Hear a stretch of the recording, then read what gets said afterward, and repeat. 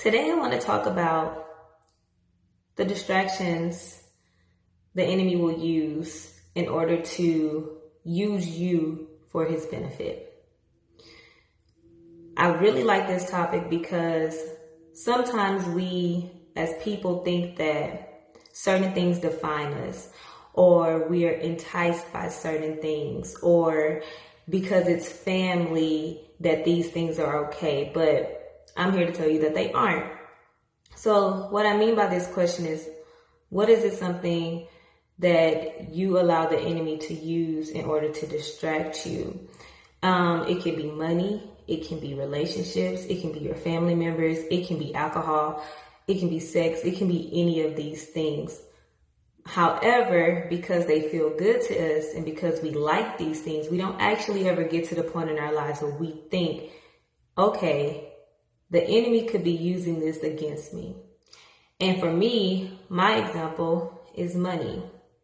Now, money isn't a bad thing. Money isn't a thing that you should be fearful of. It's not something that you should have to withhold yourself away from. However, it can bring bad traits, and it can also bring upon you like just bad feelings and selfishness all together as a whole.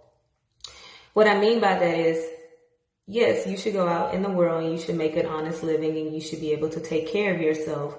But when those things start to come into play where it's solely, you're only focused on that, and it starts to interrupt other parts and aspects of your life, then you should kind of rethink, is this good? Is this of God? Is this godly? Or is this the enemy's way of making me think that this is a good thing? So like I was saying, for me, mine was money. And like I mentioned, no, it's not bad to have money and go out in the world to take care of yourself, surely if you're an adult.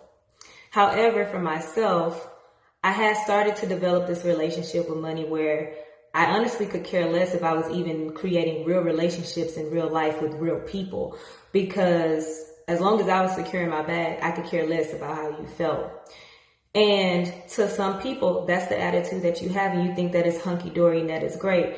But in the process of that, you're not realizing that you are actually burning bridges with people who could have helped you secure your bag.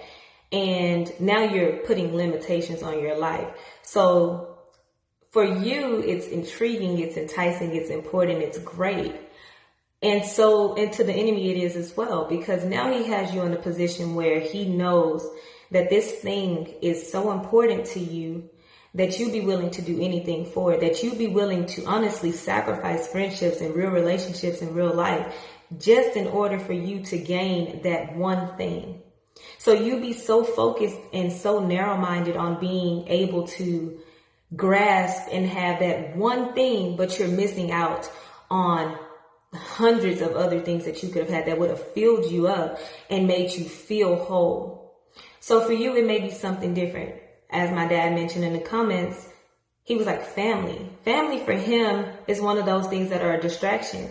We come in love and we do all of those things. However, sometimes those things can weigh on us.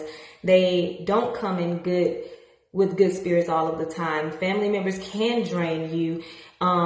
You can be put in a position where you're just overly drained simply just by your family members. And though family isn't bad, the enemy is going to use what's closest to you, what means the most to you, what is of most importance to you, to use that against you. So you have to start to realize that, securing my bag isn't bad. But when I'm willing to go and do wrong against somebody just to get that bag, okay, maybe that's the enemy trying to get me to be knocked off my game, because that person could have helped you get a larger bag, but now you have bad ties with this person. Or who knows, your family members could always constantly need something from you, and you have to sit yourself down and say, if I constantly give money to this person who's not being responsible with their own money, should I continuously do this? It's almost like the old saying goes, You can bring a horse to water, but you can't make him drink. And for me, what that means is that if you honestly give and give and give and give and give, that person will never ever know how to get it on their own. And even though you're putting everything into this person, it's still up to that person to go out and make an honest living for themselves and do what it is that they need to do. So my question for you today is, what distractions are you allowing the enemy to use against you in order to better his playing field? Because it's oftentimes something we're very enticed by, something that we love, something that is very important to us, that we allow the enemy to use against us, and we don't realize it until honestly sometimes it's too late. So I hope that this video was helpful and encouraging to somebody. For those of you who may be like, what is in your hair right now? I use the Carol's Daughters leave-in milk. I can leave a description and link. But don't forget to follow my For Your Ears Only page on Instagram. And I hope to see you guys again at the end of the week. Stay tuned.